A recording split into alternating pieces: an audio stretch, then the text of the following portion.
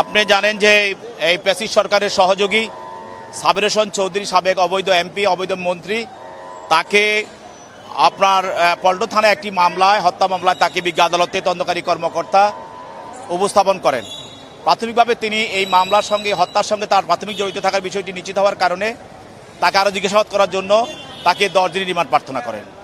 তো বিজ্ঞ আদালত এই উভয় পক্ষের শুনানি অন্তে তার পক্ষে আসামিপক্ষ আইনজীবীরা ছিল, তাদের বক্তব্য শুনলেন, শোনার পরে তার বিরুদ্ধে 5 দিনের রিমান্ড মঞ্জুর করে এবং তাকে মকবুল হত্যা মামলা, এটা বিএনপি অফিসের সামনে, যে আপনারা জানেন যে 10ই ডিসেম্বর যে আমাদের সমাবেশ ছিল, ওই সমাবেশকে কেন্দ্র করে 7 তারিখে সেখানে সাবির হোসেনের নেতৃত্বে এবং তার এলাকার যুবলীগ ছাত্রলীগের নেতৃত্বে বিএনপি অফিসে হামলা করে, তছনছ করে এবং সেখানে নিচে বোম মারে এবং বিভিন্ন ধরনের ককটেল বিস্ফোরণ করে, সেখানে গুলি ছোড়ে, সেখানে একজন বিএনপির কর্মী মকবুল আহমেদ নিহত হয়।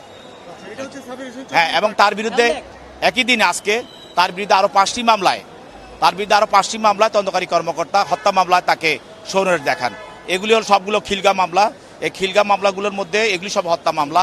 এইটা স্বাভাবিক। এই যে মামলাগুলি হলো যে বৈষম্য বিরোধী আন্দোলন, এই বৈষম্য বিরোধী যে আন্দোলনের সময় ছাত্র জনতার উপরে যে গুলি করা হয়েছিল, এই গুলি হত্যার সঙ্গে এই তাবর জড়িত থাকার কারণে এই মামলাগুলিতে তাকে সন্দেশ করা হয়।